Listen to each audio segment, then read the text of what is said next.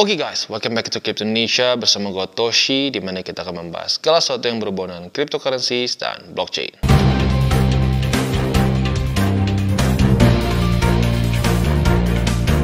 Oke, jadi pada hari ini guys, kita akan ngobrolin mengenai, ya bisa dibilang masuknya ke dalam kondisi politik di US, plus juga kita akan update mengenai Artemis ya. Nah tapi pertama kita akan fokus dulu mengenai Trump. Ya kita tahu bahwa Trump baru saja ngomong di Bitcoin Conference 2024 di Nashville ya. Ini terjadi tanggal 27 lah technically speaking, tapi kayaknya 27-nya malam deh, soalnya newsnya mulai keluar 28. Intinya pasti dekat-dekat lah ya. Nah, Trump terus menyatakan bahwa ya intinya kalau sampai yang kepilih bukan dia atau kasarnya yang kepilih Demokrat, US akan kembali lagi seperti dulu gitu. Dan ya emang benar sih jujurnya kalau kita perhatiin ya. Di masa-masa Biden ya itu banyak sekali hambatan-hambatan lah ya.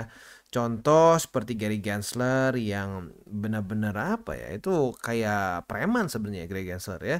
Di mana si Gary itu basically bilang semua orang melanggar aturan tapi aturannya aja belum dia bikin. Ya, jadi itu menyebalkan sih jujurnya ya. Dan itu semua terjadi di masa-masa ya Biden berkuasa. Dan sekali lagi buat lo sudah nonton DCWT tadi pagi atau sudah dengerin gue dari kapan ya, kemungkinan besar tahu bahwa gue pernah bahas rata-rata politician di US yang affiliationnya adalah Demokrat, ya mereka orang Demokrat, itu cenderung anti kripto. Nggak semua, tapi cenderung anti kripto.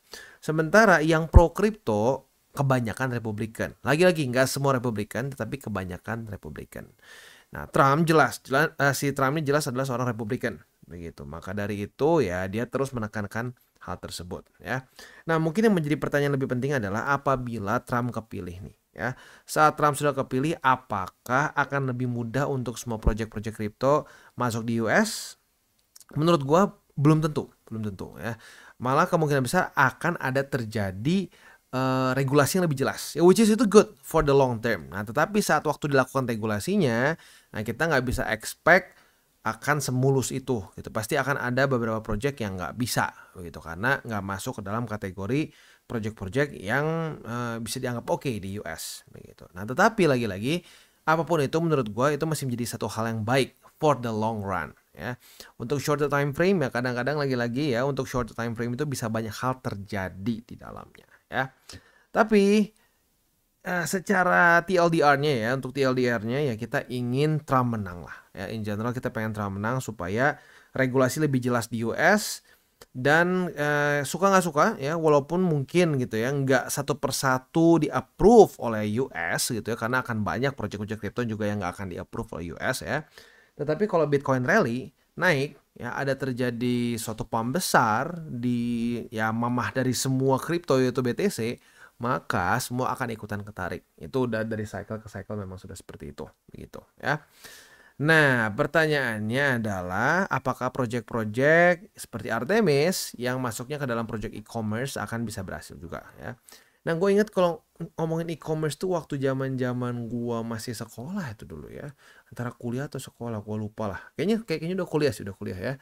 Nah, awal-awal e-commerce orang-orang tuh semua punya kekhawatiran seperti aduh, apakah nanti dikirim nggak barangnya, duitnya bagaimana? Wah, cara transfernya repot, begini begitu ya. Nah, tetapi sekarang ya kayak gue justru nggak kebayang kalau nggak beli di e-commerce, gitu, lebih mudah gitu ya. Dan buat lu yang mungkin seumuran gua, ingat zaman-zaman waktu belanja tuh di Kaskus dan banyak penipuan begitu. Wah, makanya ada rekening bersama. Tapi rekening bersama ribet makainya. Wah, ya. Tetapi sejak adanya e-commerce ya seperti yang warna hijau, yang warna orange gitu ya, yang warna merah nggak tahu tuh masih hidup atau enggak ya. Tapi intinya apa? Ya intinya setelah ada e-commerce itu jadi jauh lebih mudah untuk belanja. Bahkan sekarang permasalahannya malah mungkin orang-orang kebanyakan belanja begitu ya. Karena ada event terus tiap 777 lah. Sorry, bukan 777 ya. Tujuhnya dua kali aja, 77, 88, 99 ada promo terus ya. Dan itu promonya dari semua e-commerce. Nah, pertanyaannya apakah si Artemis ini bisa yang menjadi e-commerce pertama di dalam dunia cryptocurrency yang berhasil begitu ya. Nah, buat lo yang pengen pembahasan lebih detail mengenai si Artemis, gue udah bahas. Ini kalau nggak salah 1 atau 2 bulan lalu gue udah pernah bahas overview-nya seperti apa projectnya. Kita akan sekilas aja. Jadi intinya untuk si Artemis ini adalah suatu cryptocurrency project yang fokusnya di e-commerce ya. Nah, dia sekarang dalam masa-masa pre-sale. dia itu awalnya banget tuh dari 0,005 something ya. Pokoknya masih 5 something, sekarang udah 0,0010 begitu. Jadi kurang lebih itu udah meningkat berapa persen tuh? Signifikan ya, dari 0,0005 jadi 0,0010. Nah, tapi bentuknya tentunya masih presale ya, jadi belum bisa ditradingkan. Nah, buat lo yang sudah beli di awal-awal pembahasan video ini ya, kemungkinan sudah kebagian nih peningkatan dari harganya ya. Nah, tapi lagi-lagi gue harus ingatkan, untuk presale ini secara resiko otomatis akan lebih tinggi. Dan ini lebih cocok untuk orang-orang yang risk tolerance-nya cenderung besar atau agresif lah ya. Jadi kan ada konservatif, intermediate, sama agresif gitu. Nah, untuk yang konservatif ya itu ya banyaknya di BTC Ethereum gitu ya, mungkin di 80% BTC Ethereum, 20% alts. Untuk intermediate mungkin kayak gua lah 70-30. Nah, buat yang agresif itu tuh ya tipe-tipe yang kayak 50-50, atau jangan-jangan BTC Ethereumnya lebih kecil, cuma 40, 60%-nya tuh di alts. Nah, itu cocok untuk presale begitu ya. Tapi walaupun seperti itu, untuk yang agresif pun presale itu ya jangan sampai lebih dari 5%. Itu aturan gua sih. Kalau lu mau bikin beda sedikit boleh, lu mau naikin jadi 10, mau turunin sedikit juga boleh ya. Tapi kalau patokan gua sih, pokoknya semua project presale itu semuanya jangan sampai lebih dari 5% portofolio spot.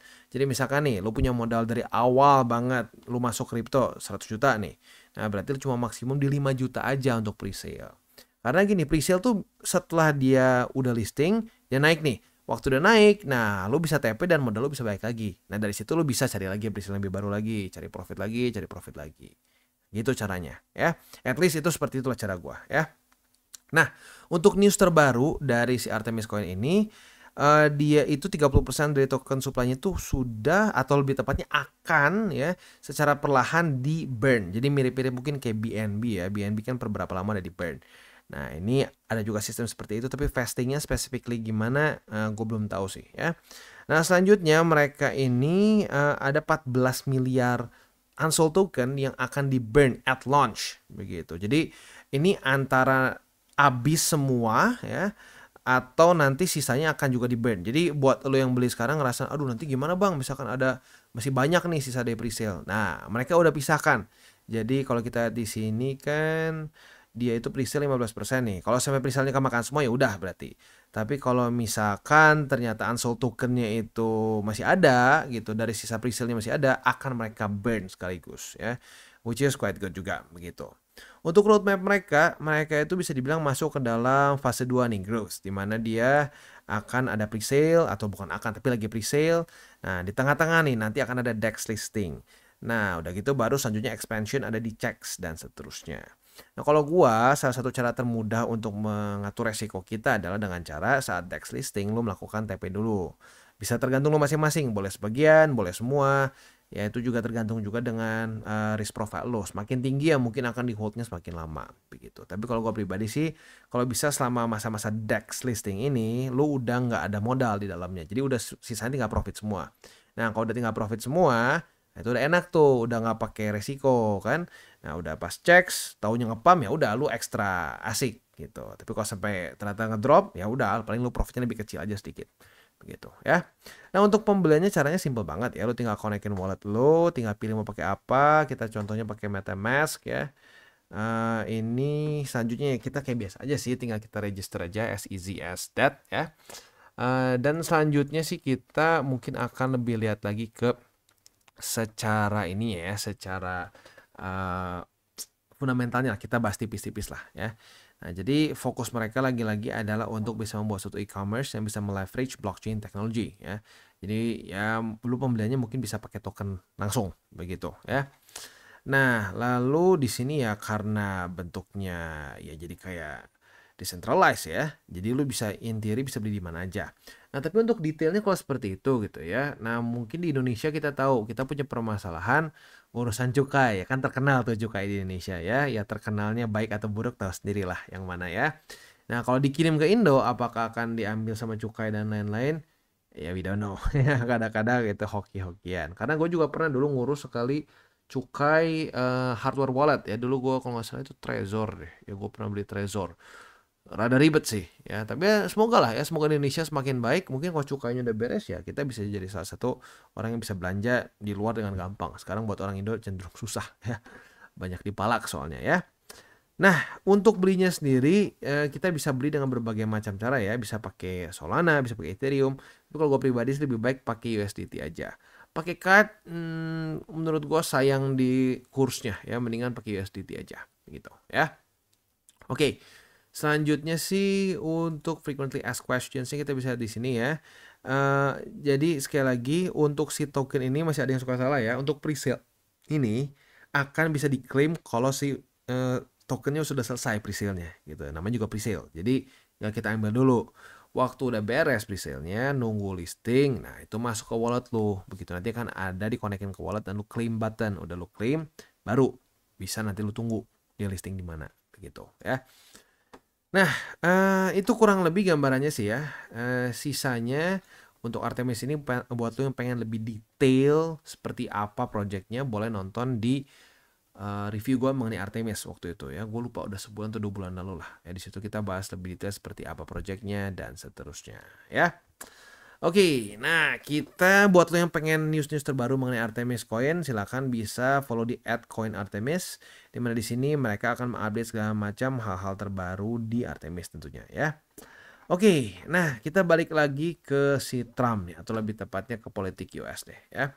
Nah, buat lo yang pernah nonton video gue yang dulu mengenai impact dari politik di US, pemilu di US terhadap kripto, kita sudah pernah bahas ya. Di pemilu-pemilu sebelumnya kita menemukan nggak terlalu banyak hubungan karena kripto dianggapnya masih bukan hal yang penting gitu ya. Nah tetapi di pemilu kali ini sangat berbeda. Lo bisa lihat bahkan Biden waktu kemarin masih dalam tanda kutip sehat ya, nggak tahu nih, katanya ada teori jangan-jangan sudah meninggal ya, tapi itu masih konspirasi ya. Nah lo bisa lihat sendiri sekarang mereka berusaha untuk terlihat lebih pro kripto. Begitu. Bahkan penggantinya si Biden pun, si Kamala Harris, berusaha untuk terlihat lebih pro kripto. Nah, tapi ya kita sebagai orang yang harusnya punya nalar ya, kita punya ingatan ya, kita ingat pada faktanya waktu Biden atau ya in general saat Demokrat berkuasa, mereka mempersulit kripto. Jangan lupa Biden itu dulu pernah mengajukan tax spesifik untuk kripto lagi. Jadi udah tax yang capital gain ya, yang seperti biasa di US yang udah besar itu ya, jauh mending di Indo loh ya. Pajak untuk investasi di Indo tuh jauh lebih enak ya. Cuma kena kripto PPN PPH beres ya. Di US lu untung harus lu hitung untung berapa persen, terus gue bayar lagi berapa persen, ribet banget capital gain tax. Lu bisa cek deh, capital gain tax di US itu menyebalkan ya. Nah udah itu mau ditambah lagi tax tambahan lagi oleh si Biden. Nah jadi ya jelas dong, dia jelas ingin mempersulit begitu. Jadi ya untuk kali ini ya menurut gua di pemilu kali ini akan sangat ngaruh ya keputusan siapa yang menang di pemilu kali ini. Semoga aja Trump begitu. Karena kalau bukan Trump ada possibility market akan menginterpret itu sebagai suatu news yang bearish begitu ya. Dan ini terjadi semua di bulan November. Jadi udah lumayan deket nih ya.